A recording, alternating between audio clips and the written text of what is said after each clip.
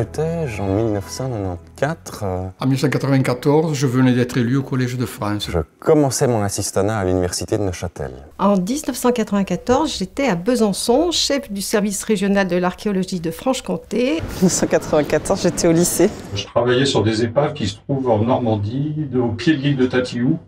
Les naufrages de plusieurs vaisseaux de ligne français perdus en 1692 à l'issue de la bataille de la Hougue. Je devais être sur un chantier de fouilles qui était sur la partie sud de la ville d'Aix-en-Provence. Je terminais une licence d'archéologie à l'Université catholique de Louvain, en Belgique. J'avais mes chantiers de fouilles à Corconne dans le Gard, dans la période de Pâques. J'avais chantiers de fouilles sur le dolmen de Ville-du-Ber, près de Carcassonne, pendant l'été.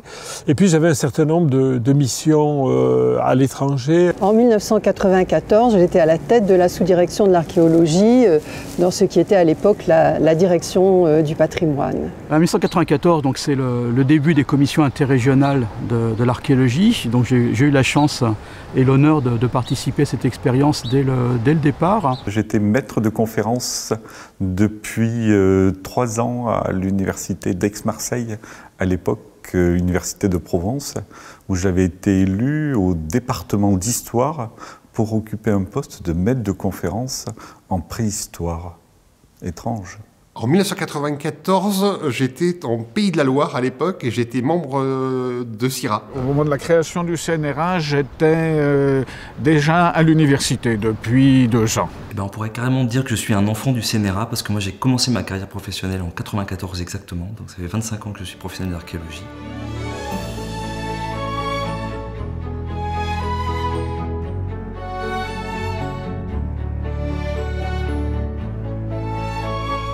La création du CNRA en 1994, c'est déjà une longue histoire.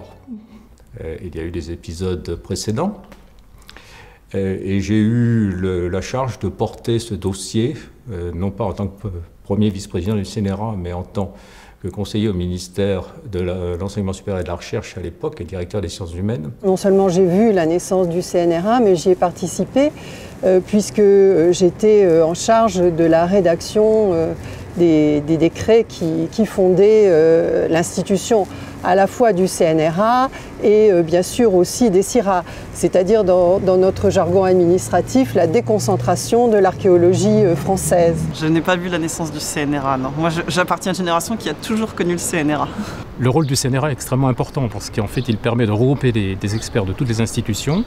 Il est renforcé par les commissions territoriales de la recherche archéologique. Et donc je trouve qu'on a vraiment, nous, dans les services, un apport des avis des experts des commissions qui est vraiment fondamental. Le rôle du CNRA me semble très important comme institution, notamment au travers de la programmation nationale. Le document qu'est la programmation nationale est finalement peu intégré dans la recherche pratiquée par les UMR et pourrait être davantage en phase avec les recherches qui s'y déroulent. Mais au sein du CNRA, je trouve aussi qu'il y a un collectif qui est assez intéressant parce que d'abord il est interdisciplinaire, il est interinstitutionnel et qu'on y rencontre des gens qu'on n'aurait pas forcément l'occasion de voir dans sa pratique quotidienne de l'archéologie.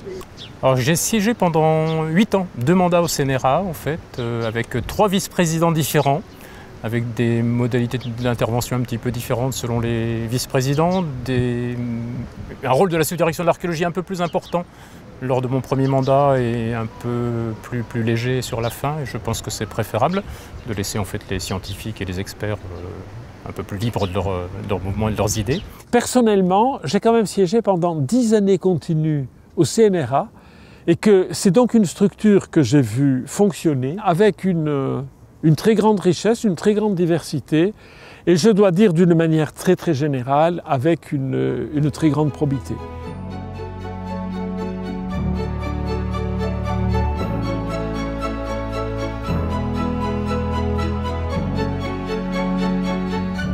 Au cours des 25 dernières années en archéologie, en fait, je pense qu'il y a 2 évolutions majeures.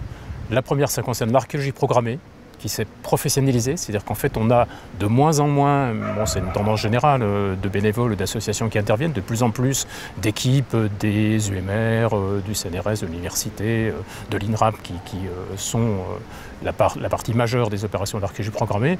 Et en archéologie préventive, bien évidemment, si on remonte à 25 ans en arrière, ça faisait à peu près une quinzaine d'années que l'archéologie de sauvetage évoluait.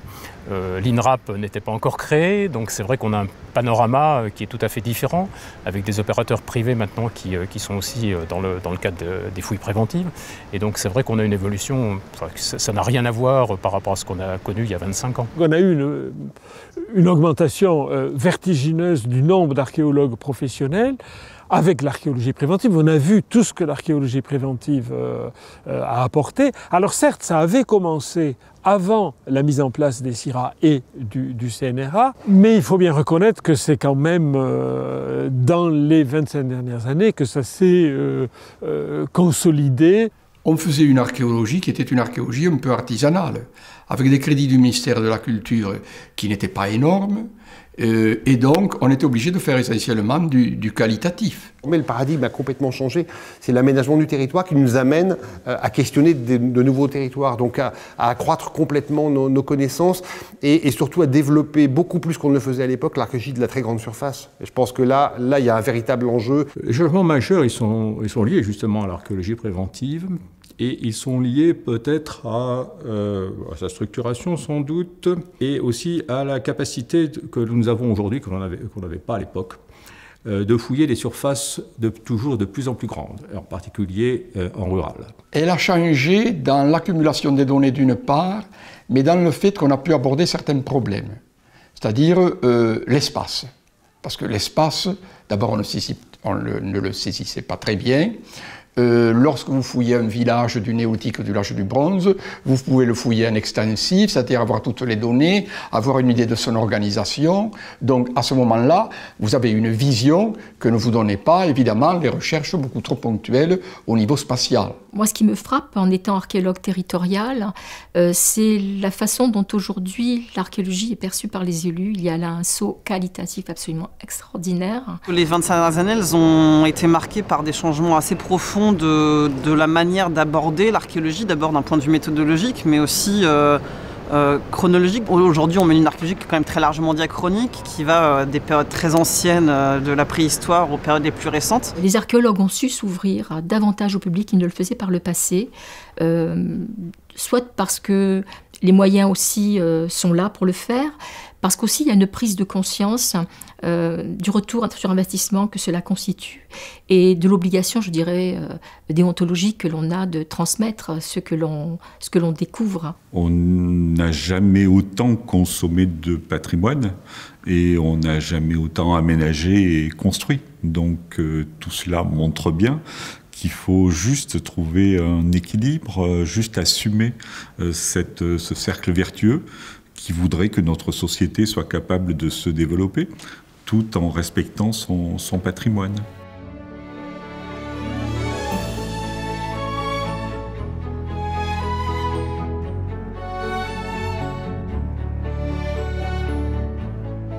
Il ne faut pas oublier que archéologue, ce n'est pas vraiment un métier, c'est un champ d'activité dans lequel on a des quantités de métiers qui doivent travailler en commun, qui doivent travailler ensemble. Avec cette professionnalisation, les métiers de l'archéologie se sont multipliés de manière exponentielle, puisqu'on arrive maintenant à travailler sur des vestiges depuis l'échelle moléculaire jusqu'aux vestiges d'architecture qui sont encore debout actuellement. L'archéologie a l'avantage, à mon avis, de toucher à un nombre de disciplines très important.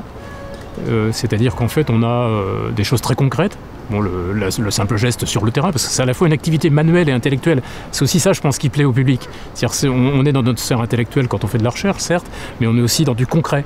On a les pieds dans la boue, si je puis dire. Il est particulier, ce rapport au terrain. Dans le fond, un archéologue, il aime le terrain, il aime la terre, il aime avoir une truelle en main et gratter, même si c'est un peu boueux. Il y a quelque chose de physique, de matériel, de jouissif un petit peu, enfin on peut le dire comme ça. De manière générale, je pense qu'en France, on pense à la mer comme un endroit où on va à la plage, alors que nous, quand on pense à la mer, c'est un endroit où on regarde de loin la plage. Et je pense que cette diversité de vues, les uns regardant la mer parce qu'ils sont assis sur la plage, et ceux qui sont en mer et qui regardent la plage, ça fait qu'on n'a pas la même appréhension de cet espace gigantesque.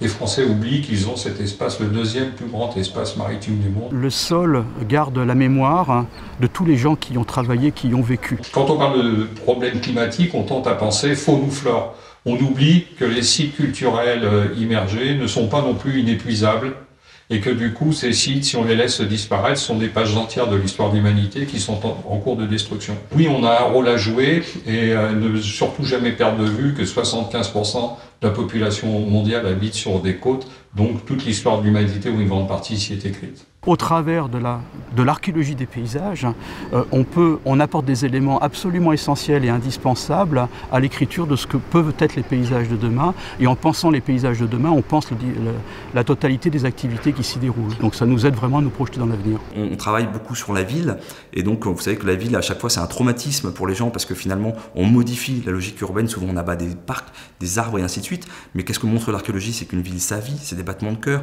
qu'à un endroit donné, ça a été un moment un marais, puis ça a été une place, puis ça a été une église, puis ça a été une autre place, puis ça a été des HLM, puis c'est autre chose. Et finalement, l'archéologie, elle montre que la ville évolue, et que ce sont les gens qui ont fait évoluer la ville, qui se sont saisis de leur rôle d'acteur dans cette histoire de la ville, et que donc maintenant, citoyens, c'est à vous de vous saisir de cette histoire de la ville, mais pas en regrettant le passé, mais en assumant pleinement votre rôle d'acteur, comme les autres générations ont assumé pleinement leur rôle d'acteur. Au fond, on traverse une ville, on creuse un parking, on voit des structures, les gens s'interrogent en disant qu'est-ce que c'est du bâti ancien, on est en cours de le détruire, et ils y sont attentifs. En mer, personne ne s'en rend compte. Donc cet invisible-là mérite aussi d'être sauvé. Et je pense en fait que l'archéologue, c'est un historien, parce que, in fine, le discours de l'archéologue doit être un discours historique. J'aimerais au fond insister justement sur le caractère humain et je dirais presque humaniste de l'archéologie. Ça peut paraître paradoxal à certains égards, puisque les développements de l'archéologie poussent volontiers vers les sciences. Je pense que le laboratoire est un terrain. Et pour moi, lorsque je dis homme ou femme de terrain, je ne fais pas de distinction entre la fouille elle-même, n'est-ce pas, qui est le lieu où exerce ses compétences l'archéologue, et le laboratoire où des spécialistes travaillent en laboratoire. Bien entendu, nous ne pouvons plus nous passer des études de laboratoire. L'apport des sciences dures permet de lever certains verrous et d'aborder de nouvelles questions. Par contre, ça demande effectivement de pouvoir maîtriser un minimum, au moins le vocabulaire de ces disciplines. Moi, j'ai connu en quelque sorte, à travers ma carrière, toutes ces étapes qui sont passées des mesureurs d'os en cabinet à des gens qui sont ensuite intervenus sur le terrain lui-même, et maintenant des gens qui, en laboratoire, nous refont l'histoire des peuplements à partir de la génétique. Le squelette nous parle aussi de la vie antérieure des femmes. Le squelette est une extraordinaire machine à enregistrer les éléments de la vie. En collectivité, on a l'avantage d'être aux prises avec d'autres préoccupations. L'archéologie territoriale, c'est une archéologie qui fait intégrer dans un ensemble de politiques publiques, et notamment dans la logique de l'aménagement du territoire et de l'accompagnement au développement des territoires et économique des territoires. Le rôle des collectivités territoriales, il est un peu multiple. On a parfois un peu une casquette de généraliste, je dirais, mais je crois qu'elle est extrêmement importante en raison de la proximité que nous avons à la fois avec les territoires, avec la population et avec les édiles. Pour moi, l'intérêt de l'archéologie consiste justement pas à chercher une identité chez des ancêtres, mais précisément ce qui nous intéresse, c'est l'altérité, c'est le caractère singulier des expériences auxquelles on a accès par des vestiges matériels, et donc il faut s'interdire, je crois, tout le temps, de s'approprier ce passé. Savoir d'où on vient, mais pas de façon identitaire et crispée. C'est savoir d'où on vient à travers le filtre de la connaissance, à travers le recul scientifique. Et ça donne un résultat dépassionné. Depuis qu'elle existe, l'archéologie est plurielle. Elle a toujours fait appel à des univers différents, à des à des gens de formations différentes, qui soient issus de musées, qui soient issus du domaine scientifique, des sciences sociales. Et c'est justement l'une des richesses de cette discipline que d'avoir toujours su être extrêmement ouverte sur l'ensemble des champs de compétences auxquels elle pouvait avoir affaire et d'avoir en particulier su motiver cette diversité. L'archéologie est nécessaire à l'humanité. L'humanité a besoin de se raconter une histoire personnelle, familiale, territoriale, et donc l'archéologie est nécessaire à tout le monde. On a besoin de repères temporels, on a besoin de repères géographiques, on a besoin de repères culturels. On a besoin de se les approprier. Qu'on soit né là ou qu'on soit né ailleurs, on a besoin à un moment donné de se repérer dans l'espace, dans le temps, dans la culture, pour l'intégrer totalement, pour l'hybrider, pour la rejeter parfois dans ce qu'elle a de moins intéressant, pour de la faire vivre tout simplement. L'homme est producteur de culture et dans la culture, il y a l'archéologie.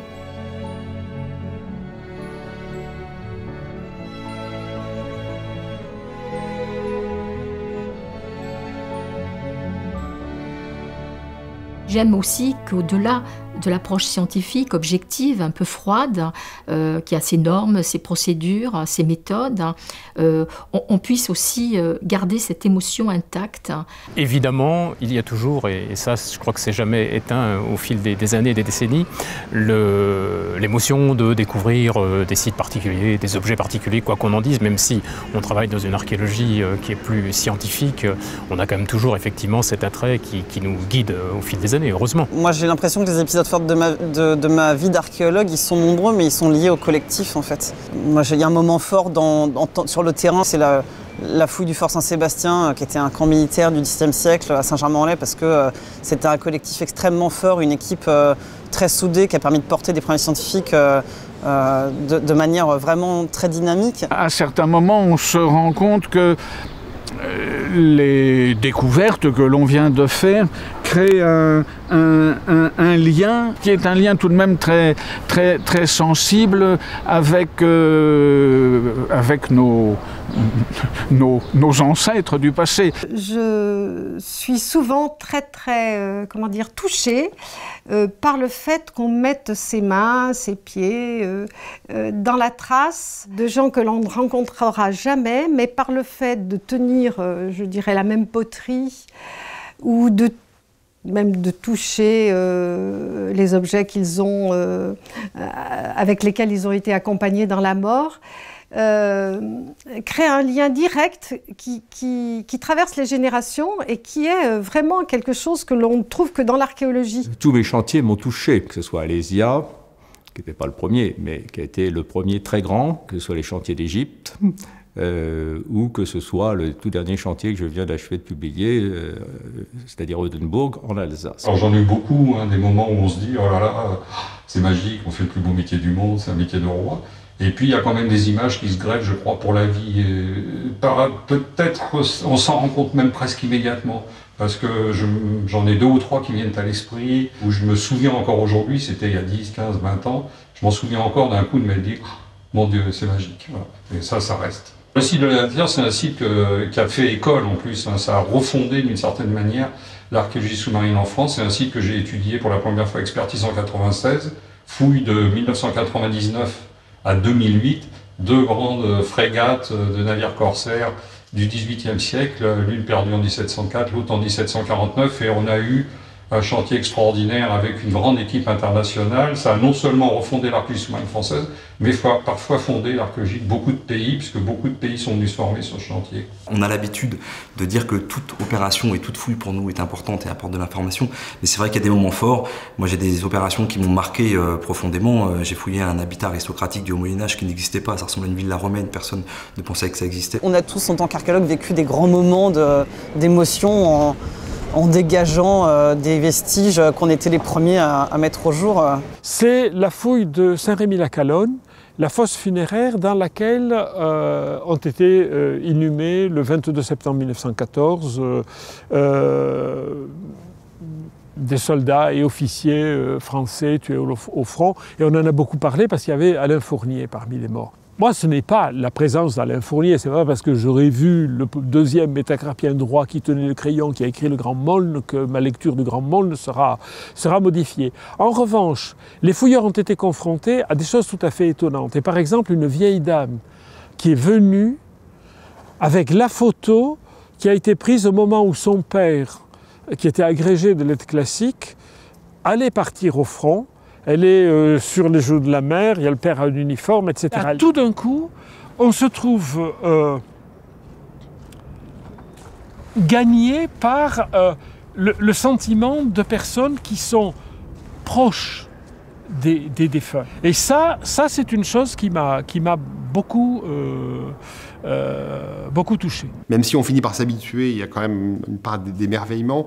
Il y a un élément qui me revient, qui n'est pas si ancien que ça, j'étais encore en Bretagne, mais c'est la découverte du corps de Louise de Quengo au couvent des Jacobins à Rennes, parce que c'est au-delà de l'aspect exceptionnel de retrouver ce sarcophage en plomb du XVIIe siècle, le corps d'une personne quand même relativement bien conservé, c'est tout ce que cela pose comme questionnement déontologique sur la rapidité de l'intervention. On a quelques heures pour prendre des décisions très rapides sur des sujets pour lesquels l'articulation entre la loi sur la bioéthique et le code du patrimoine n'est pas parfaite, on va dire, pour faire simple. Voilà, donc ça, c'est des moments assez émouvants et en même temps qui nécessitent de prendre des décisions très rapidement. Donc ça, c'est un moment qui m'a marqué. Les moments aussi d'enthousiasme, je dirais, c'est quand on parvient à mettre le dernier point final, un bon rapport ou un ouvrage, une publication, un volume. Et ça, alors, je trouve que c'est irremplaçable. Alors, pour ma part, je pense bien entendu déjà à mes premières fouilles archéologiques. J'étais sûr que ça ne me plairait pas.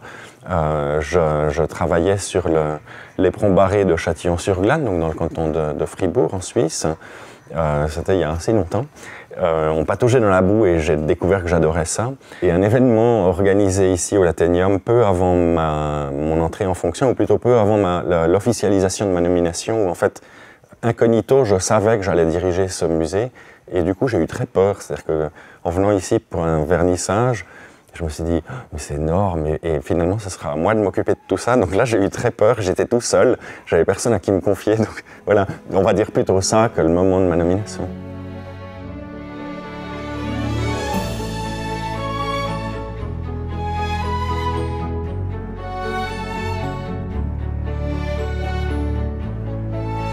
Je pense que c'est important pour une grande nation d'avoir une belle archéologie. On s'est battu pour que l'archéologie existe, pour que les métiers de l'archéologie existent. Ce serait bien que l'archéologie soit une activité normalisée. Moins s'étonner que les archéologues soient là, moins s'étonner qu'on puisse faire de l'archéologie pour que l'archéologie se diffuse plus naturellement.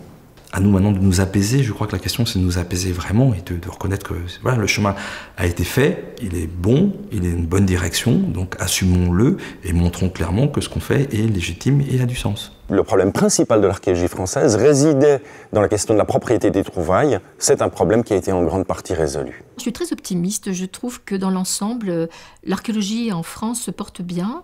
Elle est soutenue par une réglementation solide, par des instances aussi qui sont bien implantées. Il y a toujours des disciplines qui ont longtemps été des disciplines surplombantes, comme l'anthropologie, l'histoire, qui doivent nous aider à fortifier cette archéologie, sans trop la phagocyter en même temps. L'archéologie doit rester maîtresse de ses problématiques et de ses devoirs, au fond. Je crois qu'on assiste depuis ces dernières années une mutation assez fondamentale de l'archéologie qui, dans sa pratique et dans son organisation, change du fait qu'on a un changement dans les politiques et les logiques d'aménagement du territoire. On rentre sur la logique de la densification urbaine, on va grignoter de moins en moins de terres agricoles pour évidemment préserver cette logique-là. Et donc là, il y a une mutation qui est en cours. Je ne sais pas si elle est assumée encore vraiment complètement par les archéologues et par l'organisation nationale, mais il faut l'accompagner parce que c'est vraiment l'avenir. Paradoxalement, je dirais que pour l'avenir, on a deux champs d'investigation majeurs. À très faible profondeur, la zone d'estran, c'est-à-dire là où les marées se dégagent toutes les 6 heures. Ça, c'est un premier registre. Et le deuxième registre, là, qui est très massif, ce sont les épaves à très grande profondeur où on développe aujourd'hui des robotiques spécialisées pour pouvoir les étudier. Et là, il y a un potentiel absolument considérable d'épaves magiques. Les développements d'archéologie préventive a été producteur d'une masse de données absolument considérable, énorme. Les dépôts sont pleins, les bases de données sont pleines, les inventaires sont pleins et finalement personne ne prend plus le temps de les analyser, de les traiter, voilà. Et ça, je crois que l'enjeu il va être là, c'est finalement producteur de données. Oui, l'archéologie produit de la connaissance, mais elle a vocation à interpréter cette connaissance-là. Si j'avais un rêve pour l'archéologie de demain, ça serait d'aboutir à des publications plus fréquemment, des publications à la fois scientifiques mais également grand public, parce que je crois que c'est vraiment encore le point faible de la recherche actuelle. L'enjeu est, me semble-t-il, de hiérarchiser ce que l'on doit à tout prix publier et ce qui peut rester sous la forme de données primaires. En essayant d'éviter un écueil qui est celui que l'on ne publierait plus que les interprétations en laissant de côté les données primaires. Or, les interprétations, à mon sens, sont éphémères. Les données primaires sont éternelles. Je ne peux souhaiter qu'une chose, c'est que nous passions assez vite pour de vieux croulants, même si, j'espère, il y aura quelque intérêt à exploiter les archives que ces vieux croulants auront constituées. Je peux regarder derrière moi les 25 dernières années, ou au moins les 20 dernières années d'archéologie pour ma part en tout cas, et envisager les 20 prochaines. Et je crois qu'il y a des enjeux majeurs qui sont notamment ceux de la formation de la génération suivante. Une des difficultés en 2019 de l'archéologie, c'est qu'elle vieillit, c'est que dans toutes les institutions, les archéologues vieillissent. En archéologie de manière générale et pas seulement en préventif, on a besoin d'une relève en fait. Je dirais que je suis assez confiant. J'ai véritablement l'impression que les bases sont solides. C'est précisément la raison pour laquelle on peut regarder l'avenir avec, on va dire, une certaine sécurité quand même. Je pense très honnêtement et très sérieusement qu'il s'agirait de renforcer des organes précisément comme le CNRA. Je crois que là, on a véritablement quelque chose de spécifique et qui fonctionne. C'est-à-dire qu'il y a un respect réciproque qui est la base d'un travail constructif. Donc je crois que le respect entre les différents acteurs de l'archéologie est absolument indispensable et il est extrêmement utile de maintenir, on va dire, ces espaces de dialogue, de discussion, d'échange qui sont véritablement incroyablement précieux et qui permettent justement de penser à un avenir serein et heureux.